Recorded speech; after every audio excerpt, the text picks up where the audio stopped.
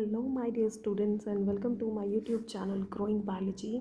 आज का वीडियो है one short quick revision chapter 1 का बायोलॉजी के क्लास 12 स्टूडेंट्स के लिए। तो मुझे फटाफट से आपके 30 मिनट्स चाहिए ताकि मैं इतने कम समय में आपको सारे का सारा चैप्टर जो है वो फटाफट से रिवाइज कर पाऊँ। तो चलिए शुरू करते हैं। As displayed on the screen you can see structure of flower. तो ये टॉपिक जो है मैं आपको बेसिक पता है कि पार्ट्स ऑफ फ्लावर कौन कौन से हैं। कैलिक्स होता है, कोरोला होता है, then you have androecium and then you have gynoecium. ठीक है, तो ये 4 पार्ट्स हैं। Calyx is the group of sepal and corolla is group of petals, then androecium is group of stamen and gynoecium is group of pistil। सभी का क्या क्या function है इसका डिटेल वीडियो मैंने अपने चैनल पर बना रखा है, तो क्विकली बता देती हूँ। एंड्रोशियम जो है इसमें स्टेमन आता है and स्टेमन is the male reproductive part. And male reproductive part में हमारे पास 2 चीज़ें हैं, एंथर एंड फिलामेंट। एंथर जो है यही है जो सबसे इम्पॉर्टेंट काम करेगा, बिकॉज एंथर का टीएस ऑफ एंथर का जो स्ट्रक्चर है ये देखिए स्क्रीन पर।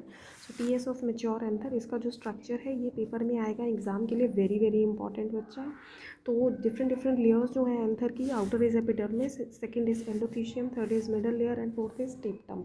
टेप्टम का फंक्शन एग्जाम के लिए very very important, it helps in nourishment of the growing pollen mother cell. ठीक है, तो एंथर जो है बाइलोब इन नेचर होता है। As you can see there are 2 lobes in the anther और हर लोब के अंदर 2 माइक्रोस्पोरेंजियम होते हैं and microsporangium later on develops into the pollen sac, right. तो पॉलन सैक के अंदर क्या बनते हैं, पॉलन ग्रेन्स बनते हैं। ठीक है, तो ये आप देख सकते हो एंथर के अंदर 2 लोब्स हैं, हर लोब के अंदर 4 पॉलन सैक्स हैं। टोटल पॉलन सैक्स 4 हैं और पॉलन सैक्स जो है वो पॉलन ग्रेन बनाते हैं और हर पॉलन ग्रेन के अंदर कितने होते हैं, 2 male gametes. Means 1 pollen grain has 2 male gametes, right. चलो अब आगे आते हैं। ये स्ट्रक्चर हो गया हमारा, ओके। देन उसके बाद आता है हमारे पास dehiscence of anther, 1 mark का question. dehiscence of anther means the release of the pollen grains from the pollen sac। ठीक है, जब when the anther is mature then the pollen grains are released from it and that process is called dehiscence of anther। और dehiscence of anther generally occur at 2 cell stage। 60% of the flowers में 2 cell stage पे जो pollen grain है वो shed होता है और 40% में 3 cell stage पे, right। So let's move on further. आगे आता है हमारे पास अब स्ट्रक्चर ऑफ कार्पल, मतलब female reproductive part. So as you can see on the screen, आपको पता है बेटे कि कार्पल जो है उसके 3 पार्ट्स होते हैं। Stigma, this is stigma, then this is style and this is ovary. Ovary के अंदर होता है ओव्यूल, ओव्यूल के अंदर होता है एम्ब्रियो सैक और एम्ब्रियो सैक के अंदर पड़ा हुआ है एग। तो ये सीक्वेंस लर्न करना है, फटाफट से स्क्रीनशॉट ले लो इसका। ठीक है, तो ये हो गया हमारे पास स्ट्रक्चर ऑफ कार्पल। अब एक छोटा सा क्वेश्चन 1 मार्क का, पॉलन ग्रेन का जो बेसिक है, आपको स्ट्रक्चर ऑफ पॉलन ग्रेन भी आना चाहिए। तो ये पॉलन ग्रेन का डायग्राम है, एनसीईआरटी में बना हुआ है। तो इंटाइन क्या है, एक्साइन क्या है। Exine is the outer most layer which is made up of sporopollenin. इस पे क्वेश्चन आएगा कि which component is present in the pollen grain that helps it to act as a fossil. ठीक है, प्रिजर्व एज अ फॉसिल, तो उसका answer है sporopollenin. Germ पोर का फंक्शन क्या है, इसमें से पॉलन ट्यूब निकलती है जब पॉलन ग्रेन जो है वो जर्मिनेट करता है। इंटाइन जो है वो इनर मोस्ट लेयर होती है जो कि पैक्टिन और सेलुलोज की बनी होती है। ठीक है, तो मैं फटाफट से इसलिए बता रही हूँ ताकि हमारा 30 मिनट्स में कवर हो जाए। डिटेल्ड वीडियो जो है वो मेरे चैनल पर हर टॉपिक का पड़ा हुआ है इस चैप्टर का, राइट। तो उसमें से आप चेक कर सकते हैं, तो इसको फटाफट से देख लो। इंटाइन, एक्साइन, देन जर्म पोर। आगे चलते हैं, पॉलन वायबिलिटी। पॉलन वायबिलिटी मतलब कितने समय के लिए पॉलन जो है वो जर्मिनेट कर सकता है। तो डिफ़र करता है डिफरेंट ऑर्गेनिजम्स, प्लांट्स में। राइस एंड व्हीट में वायबिलिटी 30 मिनट्स। तो ये मैंने पिक्चर जो है माइक्रोस्कोपिक व्यू का लगाया है। पॉलन ग्रेन माइक्रोस्कोप में कुछ ऐसे दिखाई देते हैं, क्योंकि आपको 12th में प्रैक्टिकल भी है तो ये अच्छे से करना है डायग्राम। ठीक है, पॉलन एलर्जी का क्वेश्चन भी एग्जाम में आता है कि कौन सा ऐसा प्लांट है जिसके फ्लावर से पॉलन एलर्जी बहुत ज़्यादा मात्रा में स्प्रेड होती है। तो उसका आंसर क्या है, पार्थीनियम, राइट। चलिए आगे आ जाते हैं नेक्स्ट टॉपिक पर, माइक्रोस्पोरोजेनेसिस एंड मेगास्पोरोजेनेसिस। माइक्रोस्पोरोजेनेसिस मतलब अब हमने क्या बनाना है, माइक्रोस्पोर बनाना है। Micro word comes from male, mega word is used for female. तो माइक्रोस्पोरोजेनेसिस में क्या हो रहा है, ये पॉलन मदर सेल जो कि एंथर के अंदर पड़ा हुआ था, ये पॉलन मदर सेल जो है इसका मियोसिस होगा। Meiosis is a reductional division. तो इसमें हमारे पास 4 हैप्लॉइड्स जो है वो बन जाएंगे और यही हैप्लॉइड्स जो है वो आगे जाकर क्या बनाएंगे, के 4 पॉलन ग्रेन्स बनाएंगे। तो 1 PMC से कितने बन रहे हैं, 4 माइक्रोस्पोर बन रहे हैं। तो इस तरह के न्यूमेरिकल बेस्ड क्वेश्चन भी आ जाते हैं पेपर में, ठीक है। अब ये जो पॉलन ग्रेन है ये वेल डेवलप्ड, इसकी 2 सेल स्टेज कैसे बनेगी। सबसे पहले ये न्यूक्लियस है, ठीक है। इस न्यूक्लियस की एसिमेट्रिक डिवीजन होगी जिसमें एक बड़ा न्यूक्लियस बनेगा और एक छोटा न्यूक्लियस बनेगा। जो बड़ा न्यूक्लियस है उसको हम कहते हैं ट्यूब न्यूक्लियस, जो कि ट्यूब सेल का पार्ट है, और दूसरा है जनरेटिव न्यूक्लियस जिसको जो कि जनरेटिव न्यूक्लियस का पार्ट है। फिर लेटर ऑन जब पॉलन ग्रेन 3 सेल स्टेज पे आता है तब यही जनरेटिव न्यूक्लियस है जो कि 2 मेल गैमीट्स में डिवाइड हो जाता है, जिसको हम कहते हैं 3 सेल स्टेज, राइट। उसके बाद आता है हमारे पास, अब ये हमारे पास बन गया पॉलन ग्रेन। अब पॉलन ग्रेन में 3 सेल स्टेज कैसे बनेगा, ये इसका पिक्चर है जिसमें बता रखा है। सिंपली ये बताया जो मैंने आपको समझाया कि जनरेटिव सेल के अंदर 2 मेल गैमीट्स जो है वो generative nucleus divides into 2 male gametes to form a 3 cell stage of pollen grain, right. तो ये हो गया हमारा माइक्रोगैमेटोजेनेसिस ख़त्म, ठीक है। तो यहाँ पर आपका मेल वाला सारा पार्ट ख़त्म प्लांट का। नेक्स्ट आता है हमारे पास स्ट्रक्चर ऑफ ओव्यूल। ये क्वेश्चन 3 मार्क्स में आता है कि डायग्राम ओव्यूल का कैसे करना है। सो इसमें 2 एंड्स होते हैं बेटे, एक होता है चैल्जल एंड और एक होता है हमारे पास माइक्रोपाइलर एंड। तो लर्न करने का तरीका क्या है, chalazal, C comes from chalazal, C comes from closed, ठीक है। तो C for chalazal, C for close, तो chalazal end closed is the closed end micropylar end is the open end, ठीक है। तो आगे ओव्यूल के अंदर ये जो एम्ब्रियो सैक है ये पड़ा हुआ है एम्ब्रियो सैक, और एम्ब्रियो सैक क्या होता है, 7 सेल 8 न्यूक्लिएटेड। ये देखो ज़रा आगे पिक्चर आता है हमारे पास एम्ब्रियो सैक का, जस्ट अ मिनट। सो ये आया हमारे पास पिक्चर किसका, एम्ब्रियो सैक का। तो एम्ब्रियो सैक को if you can see there are 7 cells, 1 2 3 antipodal cells present at the chalazal end, antipodals लिखा हुआ है। There is 1 central cell with 2 polar nuclei and there is 1 egg and 2 synergids, ठीक है। तो total हमारे पास कितने sales हो गए, टोटल हो गए 7 सेल्स। अब सिर्फ एक ऐसा सेल है जिसमें 2 न्यूक्लियाई हैं, तो टोटल कितने न्यूक्लियस हो गए, 8 न्यूक्लियस। तो एम्ब्रियो सैक है 7 सेल एंड 8 न्यूक्लिएटेड, राइट। तो ये इंपॉर्टेंट है, 2 मार्क के लिए आ जाता है एग्ज़ाम में। अब आगे आता है कि ये बना कैसे, ठीक है, एम्ब्रियो सैक का फॉर्मेशन कैसे हुआ। तो हमारे पास सेम है, उसमें हमने पॉलन मदर सेल लिया था मेल वाले में, यहाँ पर हम लेते हैं मेगास्पोर मदर सेल, ठीक है। तो ये हमारे पास है मेगास्पोर मदर सेल, ठीक है। इस मेगास्पोर मदर सेल की अगेन मियोसिस होगी, ठीक है, जिससे हमारे पास टेट्राएड 4 बन गए सेल्स। बट यहाँ पर फ़र्क ये है कि इन 4 सेल्स में से जो 3 सेल्स हैं वो डीजनरेट कर जाएंगे, मतलब ख़त्म हो जाएंगे, और एक फंक्शनल सेल रह जाएगा जिसको हम कहेंगे फंक्शनल मेगास्पोर। अब ये फंक्शनल मेगास्पोर की होंगी 3 माइटोटिक डिवीजन्स, ठीक है। तो ये पहली माइटोटिक डिवीजन है, ये फर्स्ट वाली है जिससे 1 से 2 न्यूक्लियस बन गए। फिर ये सेकेंड माइटोसिस है जिसमें 2 से 4 बन गए, और ये थर्ड माइटोटिक डिवीजन है जिसमें हमारे पास 4 से 8 बन गए हैं, ठीक है। तो ये 8 न्यूक्लियाई बन गए हैं, ठीक है। फिर इसके बाद यहाँ पर और यहाँ पर तो इसका अरेंजमेंट हो रहा है and results in the formation of 7 cell 8 nucleated embryo sac, ठीक है। अब यहाँ पर एक क्वेश्चन आता है कि embryo sac is monosporic development होती है उसकी। मोनोस्पोरिक क्यों डेवलपमेंट है, क्योंकि वो एक फंक्शनल मेगास्पोर से बन रहा है, ये आंसर है इसका, ठीक है। तो इसको अच्छे से लर्न करना है। आगे एग्ज़ाम में ये भी आ जाता है कई बार कि इसकी प्लॉइडी क्या है। प्लॉइडी मतलब जो सेल्स हैं एम्ब्रियो सैक के अंदर वो डिप्लॉयड है या हैप्लॉयड है, ठीक है। अगर तो डिप्लॉयड है तो हम लिखेंगे कि 2n है, अगर हैप्लॉयड है फिर हम लिखेंगे कि n है। तो याद रखना है हमेशा जो megaspore mother cell it is always diploid, और एम्ब्रियो सैक के जितने भी सेल्स हैं सारे के सारे क्या हैं, हैप्लॉयड हैं, ठीक है। तो अब यहाँ पर हमारा टॉपिक जो है वो ख़त्म हो गया है, male and female reproductive part ये एक्सप्लेन कर चुकी हूँ मैं, मतलब हमारा प्री फर्टिलाइजेशन वाला ख़त्म हो गया है फर्स्ट स्टेप, ठीक है, जिसमें हमारा गैमेटोजेनेसिस सारा कंप्लीट हो गया। अब नेक्स्ट है, अब gametes are ready, female gamete बन चुका है फीमेल वाले रिप्रोडक्टिव पार्ट में, और मेल गैमीट बन चुका है मेल वाले रिप्रोडक्टिव पार्ट में। अब क्या होगा बेटे, second step is pollination. Pollination क्या होता है, transfer of the pollen grains from anther to the stigma of a flower, ठीक है। तो हमें पता है कि मेल के पास एंथर होता है और फीमेल के पास जो है वो स्टिग्मा होता है, और पॉलन ग्रेन एंथर से स्टिग्मा पे ट्रांसफ़र करता है। अब वो कैसे ट्रांसफ़र करेगा और किस फ्लावर से किस फ्लावर पे आएगा, ये कहानी है पॉलिनेशन की, ठीक है। तो pollination as written in the NCERT 3 types का होता है, ऑटोगैमी, गाइटोनोगैमी एंड जीनोगैमी। ये डेफिनेशन समझाने से पहले मैं आपको ये डायग्राम दिखाऊंगी। देखो ज़रा, आपके पास ये डिफरेंट फ्लावर्स हैं, ठीक है, और ये एक अलग फ्लावर है, ठीक है।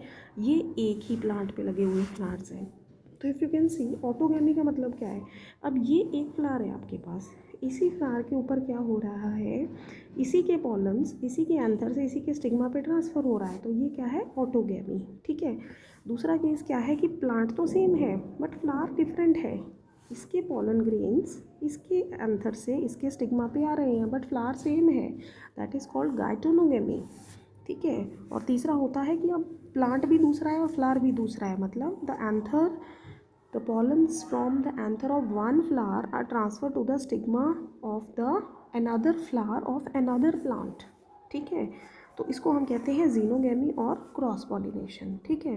तो यही लिख रखा है ऑटोगेमी में transfer of the pollen from anther to the stigma of the same flower. Examples अच्छे से लर्न करनी है, आएंगी एग्जाम में। ठीक है। Then geitonogamy transfer of pollen from anther of one flower to the stigma of other flower of same plant, for example cucurbita. ठीक है। Then xenogamy transfer of pollen from anther of one flower to the stigma of another flower of different plant. ठीक है। तो इसका screenshot ले लो, ये 2 mark का आपका आंसर प्रिपेयर हो जाएगा। ठीक है। राइट।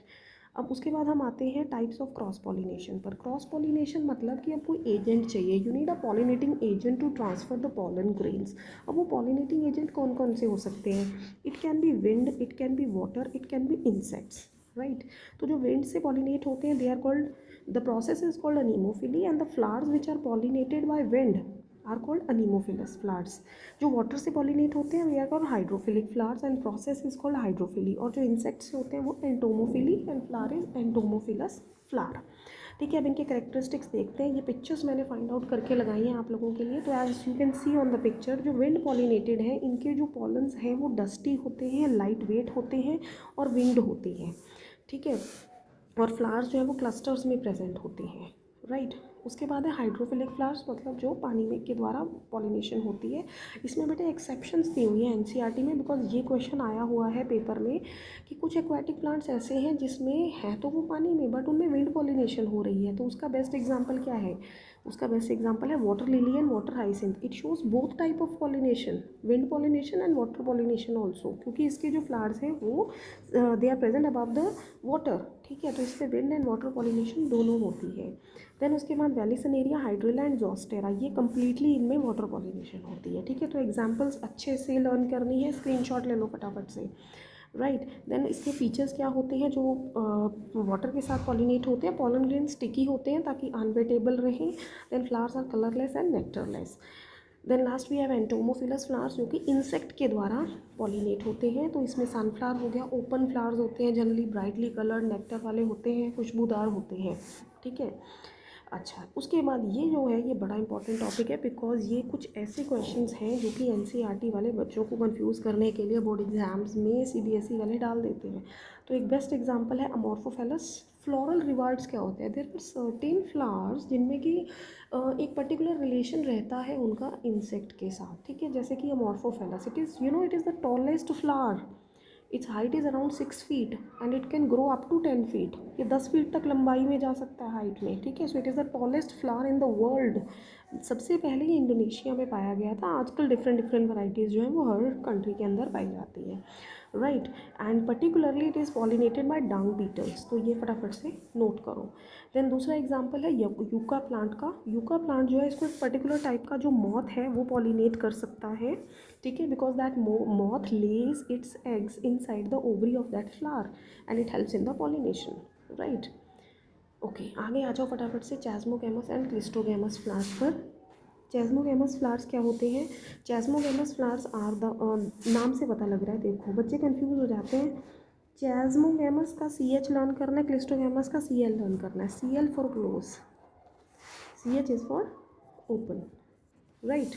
तो cleistogamous is closed flower. Closed flower का मतलब क्या है, जिसमें stamen and pistil are not exposed. ठीक है। पेटल्स ने कवर किया हुआ है उनको, एंड चैस्मोगैमस में दे आर एक्सपोज्ड।